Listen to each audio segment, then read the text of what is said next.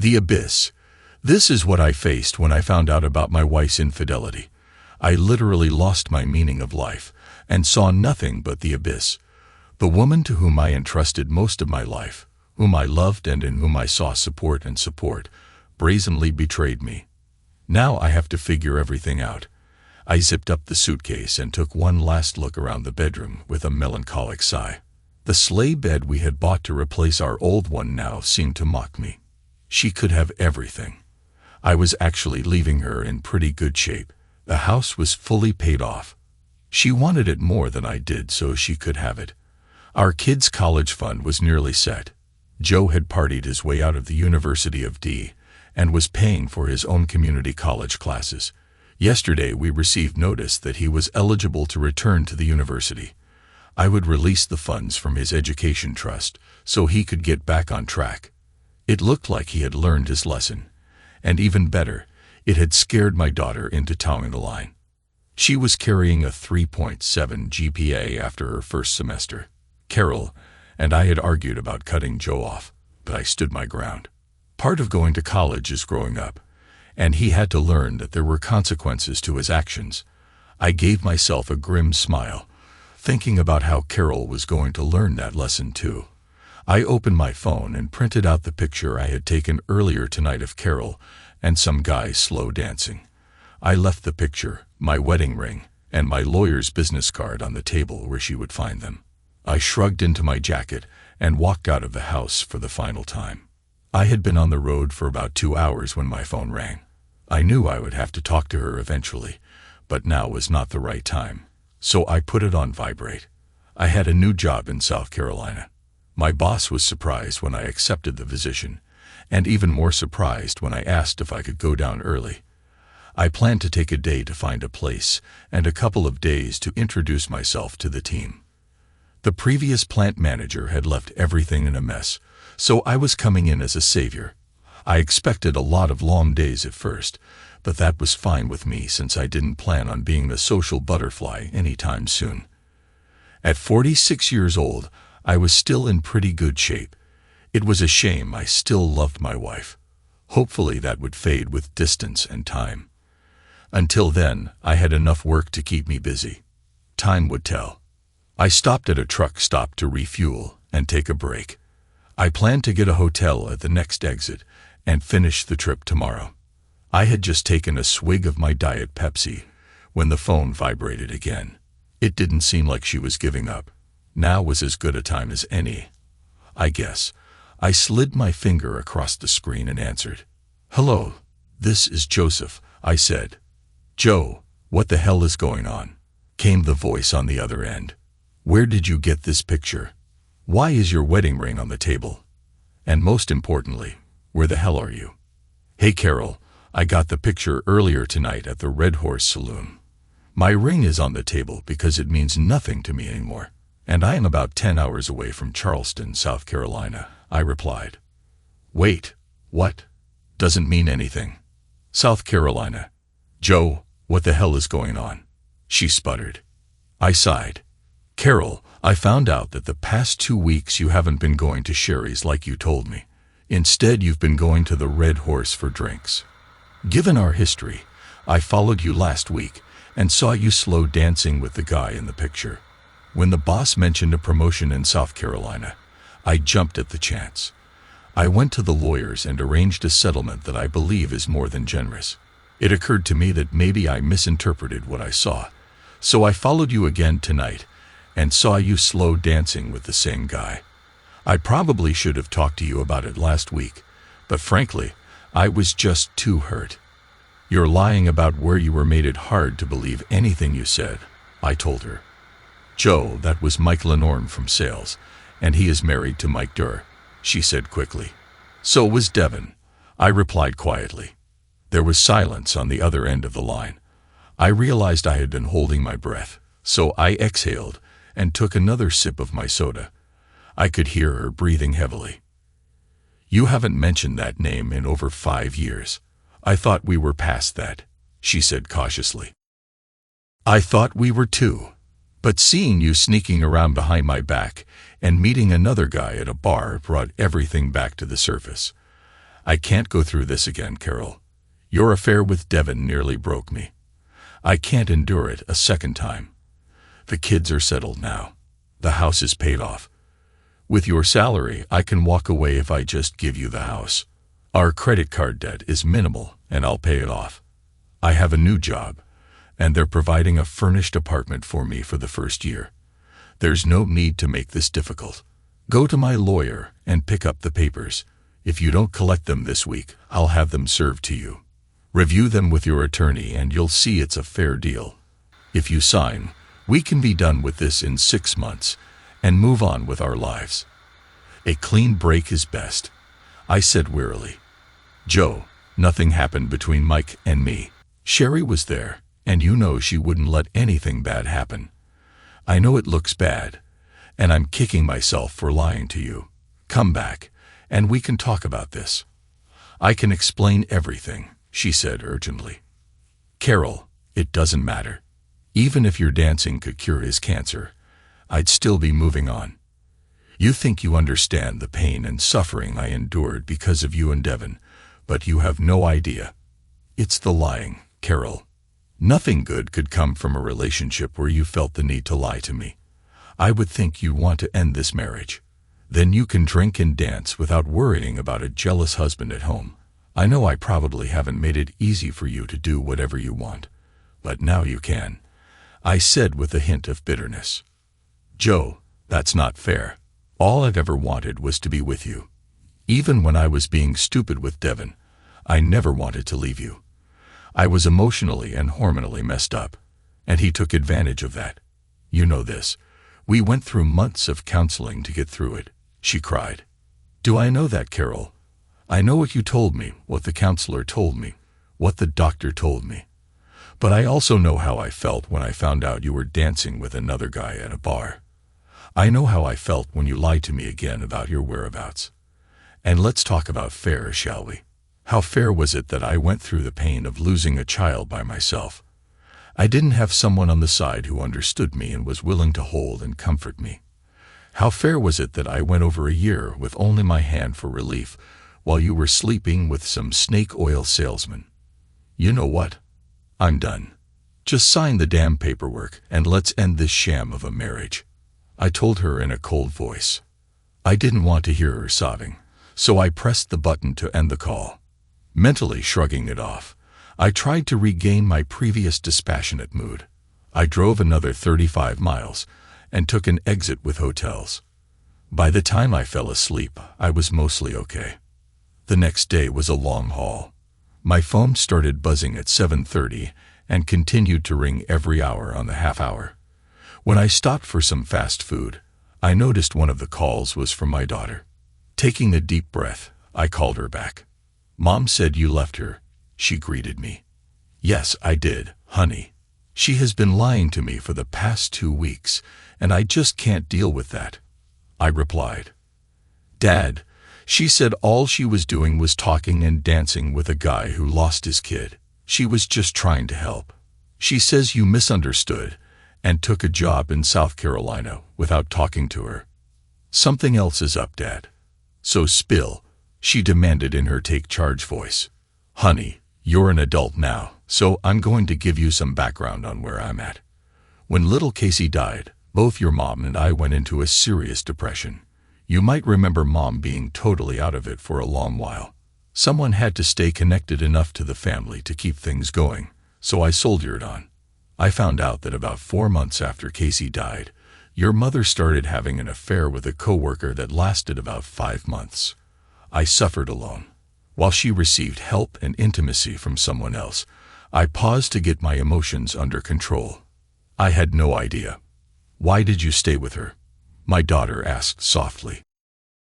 Because I truly loved her, but mostly because the cost of leaving was too high. Divorcing her would have left me broke and only seeing you kids on weekends. You would have had to cope with a broken marriage on top of losing a sibling. I would have had to pay child support, spousal maintenance, hospital bills, and I wouldn't be able to live in the house. She had been on bed rest for 6 months before Casey was born and hadn't returned to full-time work, so her income was almost nothing. I decided the best course was to focus on the family and work on our marriage. To her credit, she said, and did all the right things. Plus, I genuinely loved her. But I can't go through that again. Seeing her dance with another man was too painful. Even though they weren't making out, she lied to me. And it all came flooding back. I'm sorry, honey. I really hoped it would work out. But I just can't do it. It might not make sense to anyone else, but the pain last night was as intense as it was 7 years ago, I replied. Dad, I had no idea. I know we were all really messed up about Casey. I can't believe she did that to you. What a jerk, she said angrily. That's my girl. She's always had her daddy's back. Of course, she had me wrapped around her finger so it balanced out. Britt, honey, I didn't tell you that to cause any trouble with your mom. I just wanted you to understand that I didn't walk away from her just for a single dance. You're old enough to know that she's your mom, and she loves you. What she did to me. So I'm kindly asking you to stay out of it. Focus on your education and remember that you have 2 parents who love you dearly. I promise things will stay civil, and we won't drag you or Joe Jr. into it, I said. Yeah, that's not going to happen, Dad, she replied with a hint of a smile in her voice. I need some time to process all this. I'm going to call you later today, and I want you to pick up the phone. I know how you like to disappear when you're stressed, but don't you dare do that to me or Joe, or else we'll find you and camp out on your doorstep. I love you, Daddy, and hang in there, she said as she hung up the phone. I was just leaving Ohio when I saw my son's number appear on my phone. I knew I would have to talk to him eventually, so I decided to answer the call. Dad, she's a mess, he greeted me. Joe Jr. and I had a good, albeit sometimes tense, relationship. I loved him dearly, but we both have strong wills and tend to stand our ground when we think we're right. This led to some intense clashes during his teenage years. Usually, it was Carol who had to step in and calm us both down. She could make him see reason, whereas if I used the same words and tone, it likely would have ended in a physical fight. Don't get me wrong. I love my boy and would go to great lengths for him. We are just very similar. I'm really sorry to hear that, son, I said. She didn't do anything wrong this time, Dad. If you've forgiven her, why are you leaving now? He asked. I was a bit surprised. How did he know about Carol's affair? Did she tell you about it? I didn't think you guys knew, I responded. Years ago, I overheard a phone call where she was talking to that jerk. She was telling him it was over, and that she was going to tell you that Friday, he replied. I didn't know what she was talking about, but I figured it was bad when you sent us to Grandma and Grandpa's for the weekend. That Sunday evening was the darkest day I've ever seen in the house. It was even worse than when you came back from the hospital without Casey. After a while, it dawned on me what she'd done. I had no idea, I said. So what's the big deal now, Dad? Why are you running? I told her she was an idiot for lying to you, but she didn't do anything. Can't you at least come back and talk to her? You're always telling me to man up and face my problems. Now it just looks like you're being a coward. Joe, maybe I am being a coward, and you can judge me all you want for it. When you're in my position, you can choose your own course of action. Until then, I'll tell you what I told your sister. Stay out of my personal life. I can't tell you how proud I am of you for buckling down and getting back into U of D. I'm going to hang up the phone now before either of us says something we'll regret later, I said as I pressed the end call button. To be young and have all the answers. He brought up a valid point, one I had been avoiding confronting. Why was I suddenly so upset and decisive 7 years after the affair ended? I hadn't even thought about Carol's affair for a couple of years until she began lying to me. I wish I had an answer to that question. The only thing that comes to mind is that perhaps I never truly forgave her. Yet that doesn't quite add up, considering I've been genuinely happy for the past few years. I truly believed I had moved on. Well, maybe I should consider seeing a counselor once I've settled into my new place. I'm not sure how much my previous therapist helped if I'm reacting this strongly now. As I crossed the border into South Carolina, I focused on planning what needed to be done at the new plant to get it up and running, tuning out the incessant buzzing of my phone. 8 months later, today marked a significant moment. I accepted the mail and stared at the large envelope before me. I was finally liberated. I was taken aback by how swiftly she acquiesced. During a phone conversation, she explained that she was assisting him in coping with the loss of their newborn, and the dancing was merely a part of the environment they were in. She mentioned feeling uncomfortable when he asked her to dance, but she complied to avoid causing a scene. The following week, she danced with him once, and that was it. She insisted he wasn't making advances, but it made her uneasy enough to consider quitting social outings altogether. When I questioned why she didn't confide in me or involve me, given that I had undergone a similar experience, she nearly broke down, admitting she feared it would resurface her affair and didn't want to hurt me. She planned to talk to him and encourage him to seek counseling, believing it wasn't a significant issue since others were present. However, I couldn't overlook the deception.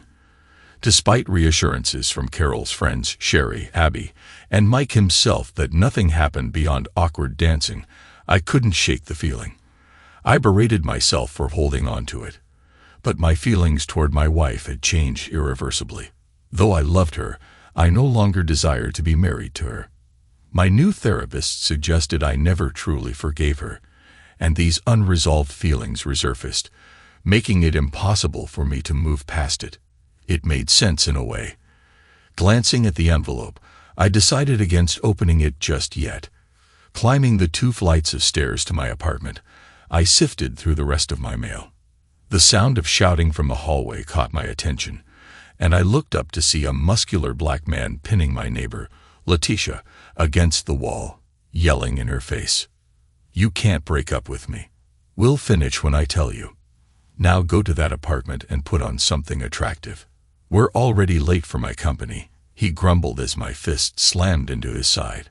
I know it wasn't entirely fair of me to hit him from behind, but I decided that all was lost when he raised his hand at a woman.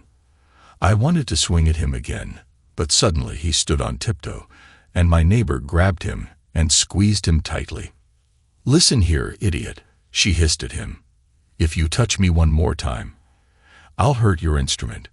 Do you understand?" He was wheezing, tears welling up in his eyes. He nodded frantically, sobbing as she probably squeezed him one last time. She let go of him, and he collapsed to the floor, limping down the hallway. Letitia watched him leave, then leaned against the wall, tears streaming down her face. I squatted down next to her and gently put my hand on her shoulder. "I cook spaghetti, and I always get too many of them. Why don't you come in and help me eat some?" I suggested it. She nodded, and I helped her to her feet, leading her to my apartment. The company provided me with a nice 3-room apartment within walking distance from the factory. They paid the rent for a year, and I was seriously thinking about staying after that. We didn't have a pool, but we could use the pool in the neighboring complex. But we had a fantastic gym. That's where I first met Letitia, my neighbor. After being here for 2 months, I found myself caught in a cycle of relentless work, often clocking 14 to 16 hours a day followed by sleep. My doctor warned me that I was a heart attack waiting to happen and advised me to cut back on work, adopt healthier eating habits, and start exercising. You know, the usual doctor's advice. So I made a decision to cap my work days at 12 hours and incorporate gym sessions into my routine. Amidst the chaos of work and divorce proceedings swirling in my mind, I discovered that intense workouts helped me momentarily escape. Perhaps it was no different from seeking solace in alcohol, but at least this way, I was sculpting a set of discernible abs instead of nurturing a beer belly. During my post-workout exercises, Letitia often joined me, and we chatted a little. She was wearing a tracksuit that accentuated her attractive figure. Even though her curly hair was pulled back into a ponytail, and she was not wearing makeup, her face with rosy cheeks and a radiant smile exuded an enchanting charm. Her clothes accentuated her cocoa-colored skin, just enough to be attractive without becoming vulgar. Letitia, who was in her final year of medical school, received financial support from a modest trust fund. And yet, standing in the hallway of our building, she seemed defenseless, like a young girl in need of help. I poured her a glass of wine and put the water on to boil. I opened a beer and joined her on the couch. She moved closer, snuggling up to me, sipping her wine. She spoke in an even tone, saying, "My father often bullied my mother. He was pinning her against the wall, much like Tyrone did to me, and he was constantly raising his hand at her. I despised my father for this, but I was too scared to intervene. My mother was crying, and I couldn't even muster the courage to tell him to stop. I was terrified when Ty pinned me against the wall. It was only when I saw you behind his back and realized that you had hit him that I was able to think clearly." "Thank you," she said, looking at me with her most beautiful brown eyes. "I was glad to do it. Thank you for joining me for dinner. You'll be the first person I'll have dinner with outside of work," I replied. She smiled and kissed me on the lips. We enjoyed the food, talked, and had a wonderful time. I even got another kiss when she left at midnight. 2 months later, we started a close relationship. It all started out quite innocently, feeling somewhat depressed that I was celebrating my 47th birthday alone. She insisted on inviting me to a bar with her friends. Perhaps she mentioned my mood because 4 women in their 20s had been flirting with me and surrounding me all evening. It was exciting. One of her friends even asked her, "If I please the birthday boy, will you let me participate?" My face turned red with embarrassment. I was just beginning to realize that it was a joke when Letitia intervened. "I'm sorry, girls, but this white boy is going to have dark meat tonight. As soon as I'm done with him, you can take the rest," she announced. And again I found myself blushing. I was stunned when she approached me, giving me a meaningful look followed by a predatory smile. Letitia stayed by my side until the end of the evening. Overall, it was an amazing night, which has only improved over time. When we arrived home, Letitia did not pretend to go to her apartment. Instead, she lingered at my door until I opened it. Without saying a word, she came in and went straight to my refrigerator, took 2 bottles of water, and closed the door. "Letitia, you've been drinking, and I'm not sure that's a good idea," I replied. "First of all, I've only been drinking water for the last 3 bars, so I'm tipsy, but not drunk.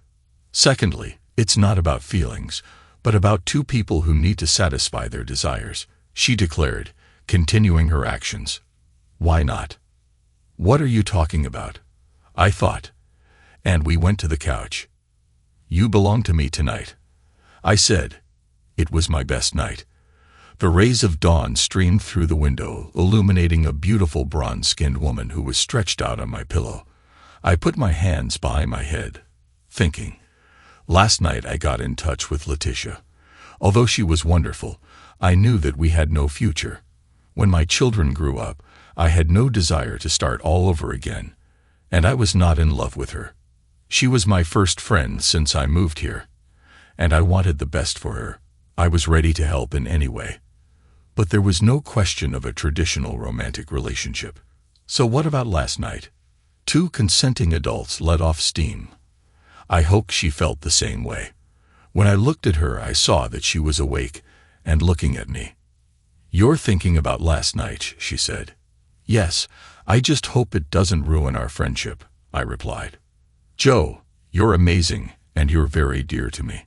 But we both know that we're not destined to settle down together. I want children, a career, all of it together. After graduating from the clinic, I will move to wherever my job takes me. You've never shown any interest in starting over with kids and a mortgage," she said, grinning. "That's right, I was there. I did it," I smiled back. "So that brings us to last night. I liked it, and I would love to repeat it, but if it gets too awkward for you, it can be a one-time thing. Personally, I would prefer that we be friends for our own benefit. There are no obligations, we remain friends, and when we are in the mood, We enjoy each other's company. What do you say? What is it? She asked. I have never encountered a situation where friends receive benefits before. I wasn't sure what to do about it, except that it seemed like we were both on the same wavelength. Here I am, a 47-year-old man who has been in a serious relationship for the past 25 years. It seemed to me that I was being offered something extraordinary. I decided to stick to a more youthful mindset and act like I was 27, not 47. I doubt it'll be easy for you to get to me from this side of the bed, I quipped. She looked at me, and I was afraid that I had said something wrong. Then she laughed and moved closer. After the morning meeting, Letitia made it clear that we were no exception. Joe, I'm going to be busy at school and maybe eventually start dating other guys.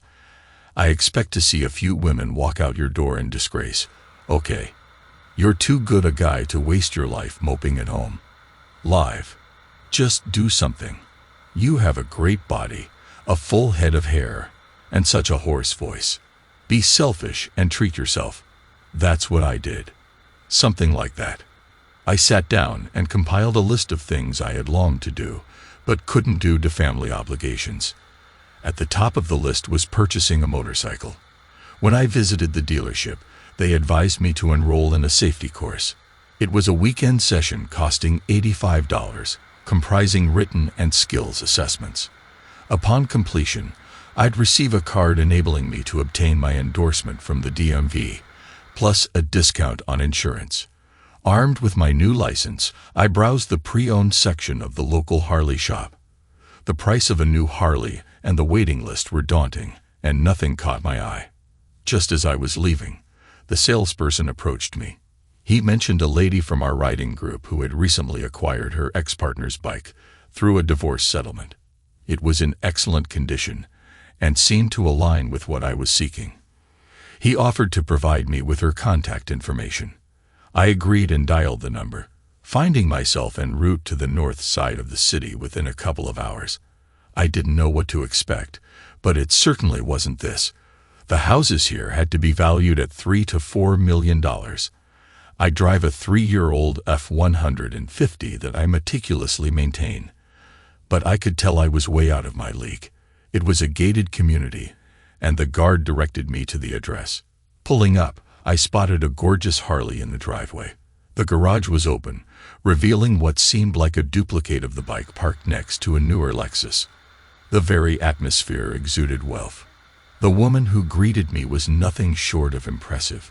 She was impeccably put together with the perfect combination of hair, attire, perfume, and posture. I was taken aback.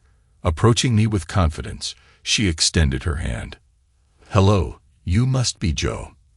I'm Connie, and this is my ex-husband's bike, she said as we shook hands. This woman stood out. She exuded professionalism and determination, yet maintained a warmth and charm that was instantly likable. I found myself captivated not only by her appearance but also by her demeanor. My ingrained politeness kicked in, coupled with the years of professionalism gained from boardroom experiences. It's a pleasure to meet you, Connie. Thank you for accommodating my short-notice visit to see the bike, I responded. Taylor at the shop mentioned you seemed like a genuine customer rather than just an observer, she replied. She proceeded to give me details about the bike, its features, engine, fairing, and so on. I simply watched her explain, mustering the courage to ask her out. I had already made up my mind to buy the bike. As she finished her sales pitch, I found myself still gazing at her. She blushed, and I snapped out of my trance. I'll have a certified check for you tomorrow for the bike, but there's one condition. You must let me take you to dinner tonight or tomorrow, otherwise the deal is off, I said with a grin. She gave me a piercing look, then a small smile. There's a new Italian place on Shore Drive that I've been wanting to try. Meet me there at 7 p.m., she replied. I agreed and shook her hand. It was the perfect balance of firmness and femininity. She looked stunning when she entered the restaurant. I had Googled which wine to pair with our dinner, so I felt quite confident. I briefly considered bringing flowers, but it felt too intimate. Mentally, I reminded myself to relax and just go with the flow. The meal was enjoyable, but the company was exceptional. 6 months had passed since her divorce was finalized, and she found herself reflecting on what she could have done differently. We met during law school and spent 20 years together, she shared with me. Suddenly, he began hitting the gym, splurging on expensive gadgets, getting hair implants, and having an affair with his secretary. Honestly, could a divorce embody any more cliches? She paused to take a sip of wine before continuing. They say hell hath no fury like a woman scorned, but let me tell you, a scorned woman who also happens to be an award-winning divorce attorney is far worse. I made sure to claim as many of those gadgets as possible. In the end, he was left with his Aston Martin, his mistress, and his law license. I had a good laugh when his mistress turned up pregnant. Since he was sterile, there was no way the child was his. She kicked him to the curb, and he came crawling back. I told him to get lost and put his motorcycle up for sale just to aggravate him even more. She still seemed upset with him, though I admired her resolve. It seemed like she recognized that once trust is lost, there's little else to salvage. As she composed herself, she greeted me with a lovely smile. "So, what's your story? Your accent suggests you're from the Midwest, but your truck's plates indicate you're now a South Carolina native. No wedding ring, no telltale mark of one either. I'll venture a guess. You're not married, probably divorced or widowed. Your truck hints at a decent job, but the fact you can afford a Harley outright suggests you see vehicles purely as utility. How am I doing?" she inquired. I grinned. "Pretty spot on. I manage Allied Steel's plant, so the job's decent. Been divorced for a year now. Moved here from Michigan to escape memories of family and ex-wife. 2 kids in college. They keep in touch enough to cash the tuition checks. Love them. Wish we connected more, but it's a two-way street. Besides that, not much else to tell," I confessed. Discussing all this on a first date felt odd, but I thought, why not? It was all true. She gave me a guarded look. "What's the biggest thing you miss about being married?" she inquired. I paused to consider. Not having someone to come home and share the day with. I really cherished the anticipation of spending time with my family, I answered. She burst into laughter. "I need to work on my flirting," she quipped. "You should have said that you missed the usual intimacy. Then I would say there's no reason to miss it if you found the right person. Then you would ask where to find such a lady. And I would say right here." I felt my cheeks flush. "In that case, I miss regular intimacy," I chuckled. "There's no need to miss it if you find the right woman," she replied, a mischievous glint in her eye. "Where would I find such a lady?" I played along, right on cue. She leaned forward, subtly emphasizing her curves. "Right here," she whispered softly. On the way to her, I stopped at a gas station and bought a package of protection. When I got the message that the door was open, I went inside. Inside, I noticed her skirt on the floor and a pair of tights near the stairs. A trail of clothes led me to a door that appeared to be her bedroom door. When I opened it, I found that she was lying on a large bed. Without hesitation, I took the opportunity and we spent a pleasant evening. I woke up in the middle of the night and realized that it was exactly midnight. I went to the toilet and crawled back under the covers. I pulled her to me. "Thank you for that," she murmured, meeting my gaze. I couldn't help but chuckle. "Seriously, whenever you want, just let me know," I replied with a grin. Her response was a playful smile in return. I really appreciate it, honestly. It's been tough lately with the divorce and all the challenges that come with being newly single. Plus, I'm preparing for my move back. I just needed some intimate connection and comfort. "Do you think I'm being too demanding?" she inquired. "Not at all. I completely understand. I'm just not sure about the etiquette in this situation. I like you.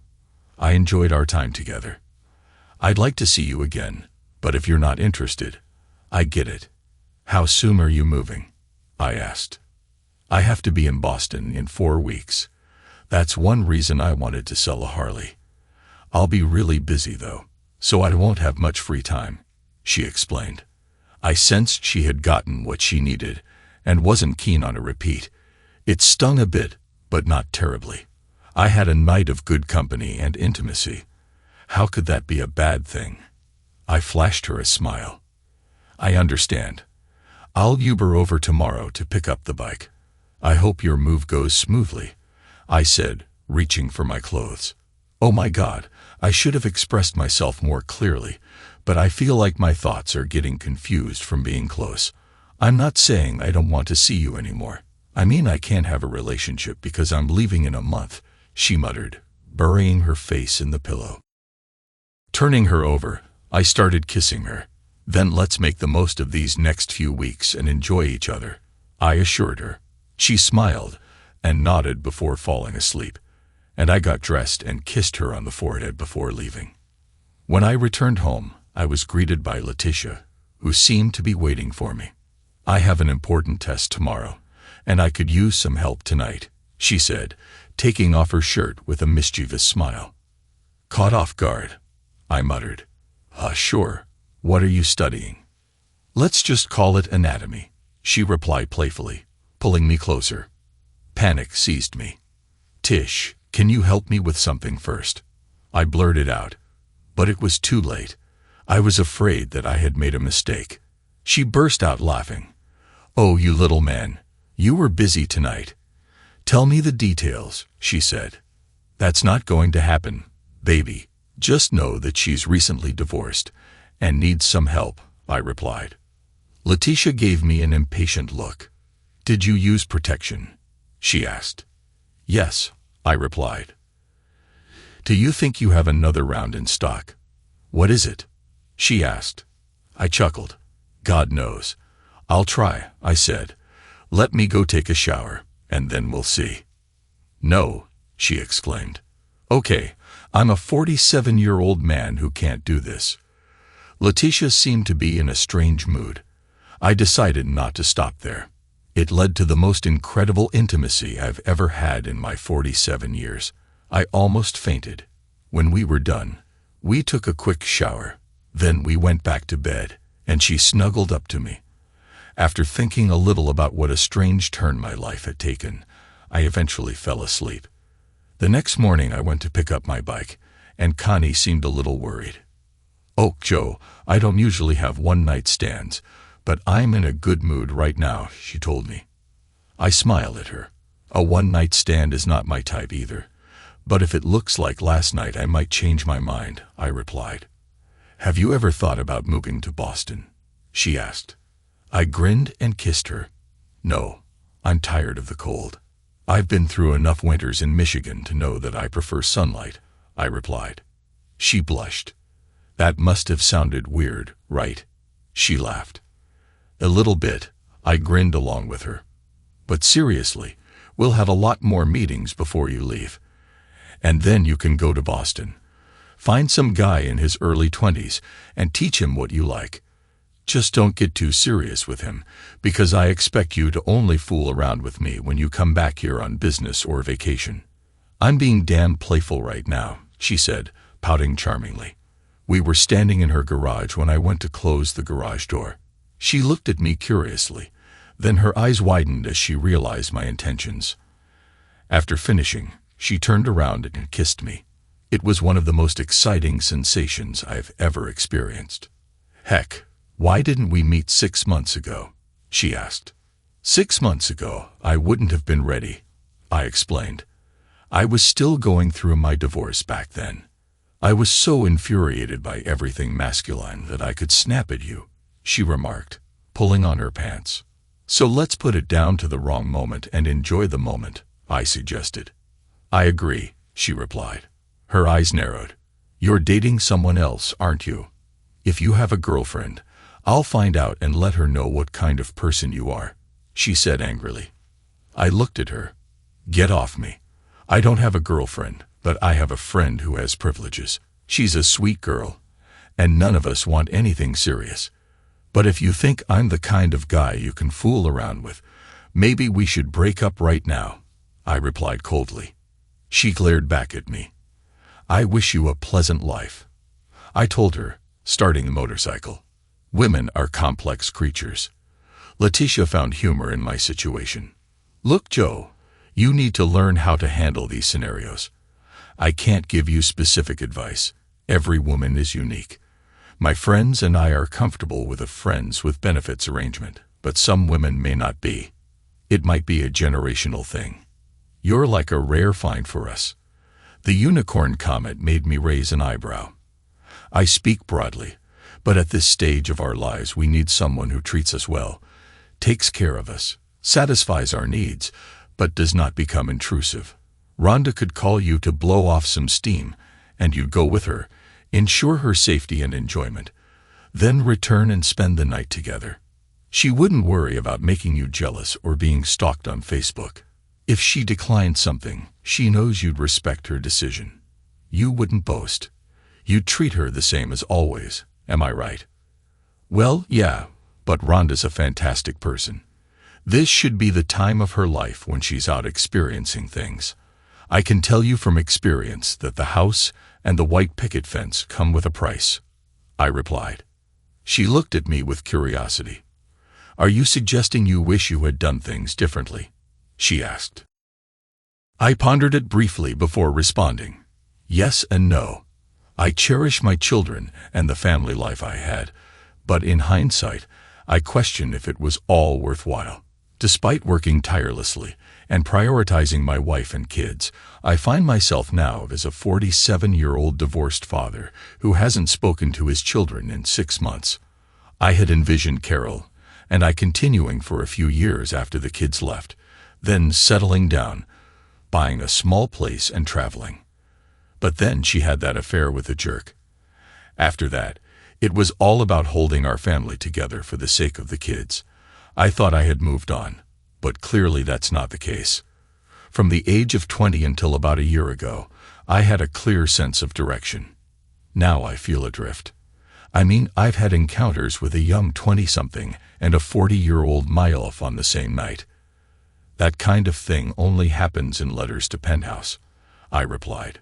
So, wander around for a bit, Joe, she advised. You're 47, not 97. There's nothing wrong with exploring your life. I've told you before to get out and do things. That still holds true. It won't be with me for the next 6 weeks because I have clinicals to attend upstate. But get out of your head and enjoy life for a while. Here's an idea. Say yes to everything you can for the next month and see what happens. You need to discover what you're searching for. Also, I'll likely have a lot of built-up energy to release when I return. So if you don't mind keeping that weekend open, I'll make it worth your while. I couldn't resist returning her smile. I planted a kiss on her lips and gave her a playful squeeze as she headed off to pack. She truly was my closest companion at the moment. Even if we weren't romantically involved, she would still be the one I turned to for guidance. I paused for a moment to reflect on my feelings for her. I cared deeply for her, that much was certain. But I wasn't romantically in love with her. I knew she would eventually meet someone amazing, and when she did, I would genuinely be happy for her. Until then, I decided to let her be my mentor and heed her advice. 2 weeks later, my phone rang. Recognizing the number, I answered. "The woman you bought the bike from," came the voice. Faced with a choice, I decided to be friendly. "Hey, Connie, how are you?" I said brightly. I could sense her relief as she exhaled deeply. "Joe, I owe you an apology for how I acted last time. It took me a while to calm down and realize you did nothing wrong. I guess I'm still sensitive about the divorce," she rushed out. "I understand completely. It's been a while since I've had to navigate these waters myself." I chuckled. "Things have certainly changed," she agreed. "I'm still moving to Boston, but there's a mandatory awards banquet and farewell party next Saturday. My ex will be there, and I'd like to have a charming companion by my side. The company covers everything. All you have to do is show up and be my date for a few hours. We can make a weekend of it, or you can leave after the awards. Would you please accompany me?" I'd be delighted, Connie, but there's just one thing, I replied. I double-checked if my door was closed. What is it? She asked. If I'm going to spend the weekend with an attractive woman in a luxurious hotel room, you have to be prepared for me to do whatever I want for hours on end. Does this meet your expectations? I asked, wondering if I had jeopardized my invitation. There was a long silence, and I began to feel uncomfortable. Just when I was about to withdraw my statement, she spoke again in a hoarse voice. You can't say such things right before a meeting. I'm going to meet with a client, and hearing this, I can't get over it. Excited. I'm going to go to a few shops, and you're going to have an unforgettable weekend, buddy. I have to go, but I'll text you the details. Mem, she said before hanging up. We had a great time together. She must have spent money on underwear. When we found out that her ex was staying in the same hotel room, she hurriedly put on a swimsuit, and we went to the pool. She pointed at him, even though I would have noticed him anyway. It was the guy who was staring at us intently with a small paunch and receding hairline. His tribal tattoo looked out of place on his pale, undeveloped shoulders. As I swam up to the bar, I caught several glances from other women. Suddenly, I felt someone pressing against my back, and a hand began to touch my shorts while the other reached for a drink. I turned to kiss Connie and took her hand off my shorts. Let's finish these drinks and go back to the room, I said, not embarrassed. Connie's friends cheered as she gulped down her drink, and her face turned red. When we passed by her ex, we haven't looked back. The award ceremony was boring, but my companion was amazing. We danced all night long, and then we made love. After tidying up the apartment, I settled down with a glass of scotch to ponder. My relationship with Connie was just as it should be, friends with benefits. Letitia was in the same category. Despite initially brushing off their remarks about me being their booty call, I realized that Letitia's circle of friends were all about casual fun. Surprisingly, I was fine with that. It struck me that I hadn't been considering a long-term commitment. What really bothered me was my struggle to find my true self. Riding my motorcycle was a revelation. I relished the feeling of freedom on the open road. I resolved to go skydiving at least once, and to grow a beard despite Carol's distaste for facial hair. I only needed to please myself now. A tattoo crossed my mind. I recalled a compass, rose and anchor design I'd seen years ago. Back then I dismissed it, but now why not? Another decision made over whiskey was to reignite my passion for hiking and camping. I adored it in my teens, and although Carol indulged me when we first married, it was never her thing. Chuckling at the thought that this might be a classic midlife crisis, I didn't care. For the first time in ages, I was genuinely excited about the future. There was so much to anticipate. Thanks to everyone who took the time to listen to today's stories. If you enjoyed it, please consider liking and subscribing if you haven't already. Feel free to share your thoughts on the events in the comments below. Take care.